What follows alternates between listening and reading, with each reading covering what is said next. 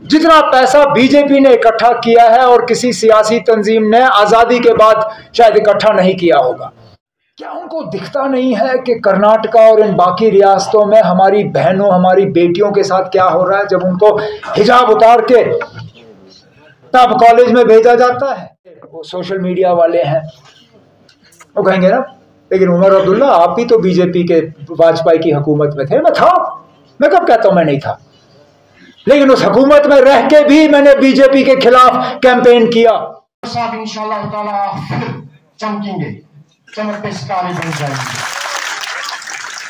बहुत चीजों की जरूरत है, हमें बहुत प्रॉब्लम्स हैं, उनको सॉल्व करने की जरूरत। अपने दीन को बचाओ,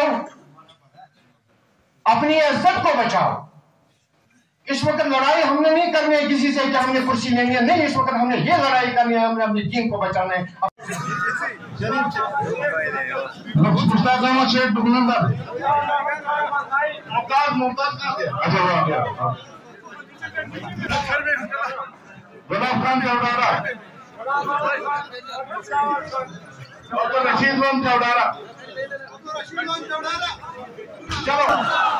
और जम्मू कश्मीर ने एकदम काल बनना है। सारी डॉक्टर फारूक अब्दुल्ला जिनाब उमर अब्दुल्ला जीत हमारी इंशाअल्लाह, जीत हमारी इंशाअल्लाह। हमने बहुत देखा, ये गुमराह करने की कोशिश करेंगे, लड़वाने में भी ये कोई कसर बाकी नहीं रखेंगे,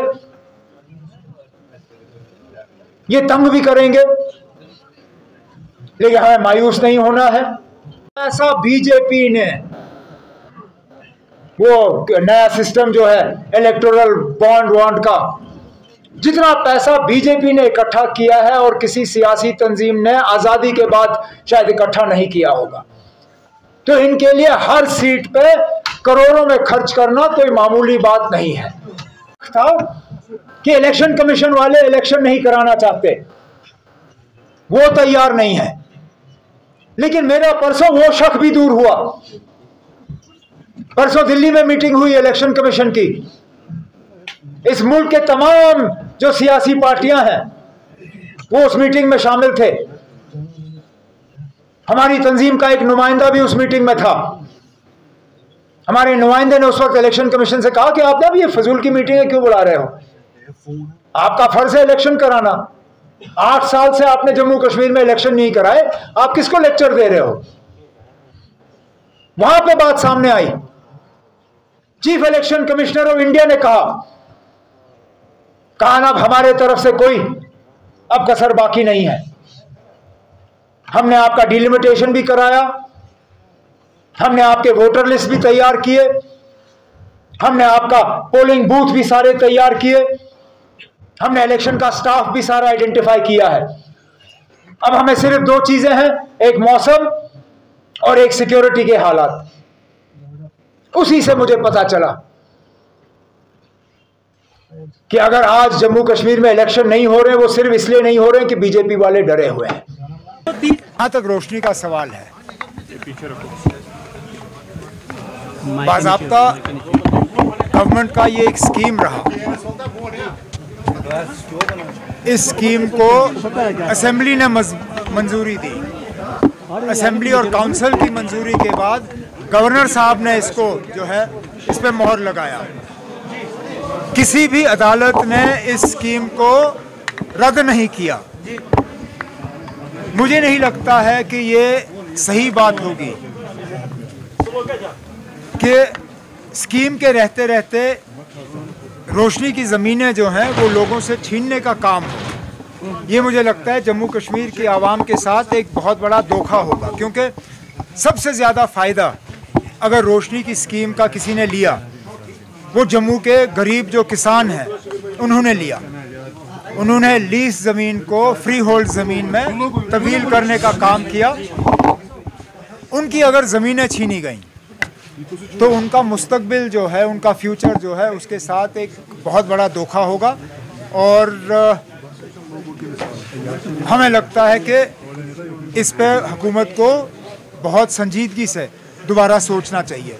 जहाँ तक स्टेट लैंड का सवाल है, देखिए ना आप आप एक स्कीम के तहत जहाँ जहाँ नाजायज़ कब्ज़ा स्टेट लैंड का हुआ है, अगर ये आप साबित कर रहे हैं कि नाजायज़ कब्ज़ा है और आप वो खाली करना चाहते हैं और इसमें आम लोगों को कोई तकलीफ़ नहीं होगी, करिए ना। लेकिन जहाँ तक मुझे लगता है ये सब कुछ किया जा रहा है सिर्फ लोगों को तंग करने के लिए, क्योंकि हालात को तो ये दुरुस्त कर नहीं सके। हालात कितने ज़्यादा ख़राब हैं वो रजौरी से पता चला। हालात कितने ख़राब हैं वो इस बात से पता चल रहा है कि अब VDCs को नए नए हथियार दिए जा रहे हैं। लोगों के अटेंशन को डाइवर्ट करने के लिए हुकूमत के तरफ से नए नए हरबे जो हैं वो इस्तेमाल हो रहे हैं। मुझे लगता है ये स्टेट लैंड और रोशनी ये इसी चीज़ में एक और कदम है। एंटर हो रही है जम्मू कश्मीर में, तो बड़ी अच्छी बात है। आप ज्वाइन कर रहे हैं, आप बाहर जो मैं तो फिलहाल श्रीनगर में हूँ ना, जम्मू आ रहे हैं, हमारे सदर साहब वहाँ पे होंगे। कश्मीर आने दीजिए, फिर बात करेंगे। सर, एक इथिकल क्वेश्चन उठाया है, एक इथिकल क्वेश्चन उठाया गया है जो जम्मू में कुछ लीडर शामिल हुए हैं उनके बारे में, जो रसाना का इशू हुआ था, उस पे कह रहे हैं कि ऐसे लीडर जिनका डिवाइसिव रोल रहा है मुल्क में, वो कैसे ज्वाइन करेंगे फिर? लेकिन अब ये कहना गलत नहीं है। कांग्रेस को भी थोड़ा सा इसमें देखना होगा कि कहीं यात्रा का कुछ लोग वाइट वॉश अपने आप को करने के लिए इस्तेमाल तो नहीं कर रहे हैं। हम नहीं भूलें उन लीडरों का रोल जिन्होंने उस वक्त उस रेपिस्ट को बचाने की और विक्टिम को इसमें दोषी करार करने में जो उनका रोल रहा, जो वहाँ लोगों के जज्बातों के साथ खिलवाड़ जो हुआ, ये कोई छुपी हुई बात नहीं है जी। असेंबली का रिकॉर्ड निकालिए, सारी बात सामने आ जाएगी। अब यही लीडर जो हैं इस यात्रा का इस्तेमाल करेंगे अपने आप को सेक्युलर दिखाने के लिए, मुझे लगता है ये गलत है और ये इस यात्रा के साथ एक बहुत बड़ा एक खिलवाड़ होगा। कांग्रेस के लीडरों को शायद देखना चाहिए कौन इसमें शामिल हो रहे हैं और